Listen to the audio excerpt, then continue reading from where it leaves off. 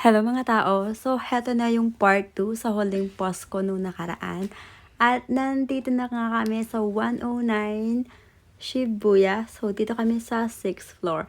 Sa mga mommies dyan na may anak na bagets at gusto ng mga ganitong damit, dito lang po yan mabibili sa Shibuya 109.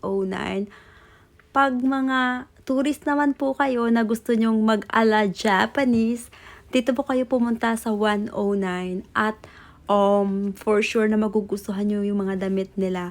Yun nga lang po, very pricey kasi yung sa set ng nabili namin dito dahil gusto nga niya ng damit na yon is nasa 5,000 yung presyo. Nabudol niya ako dito.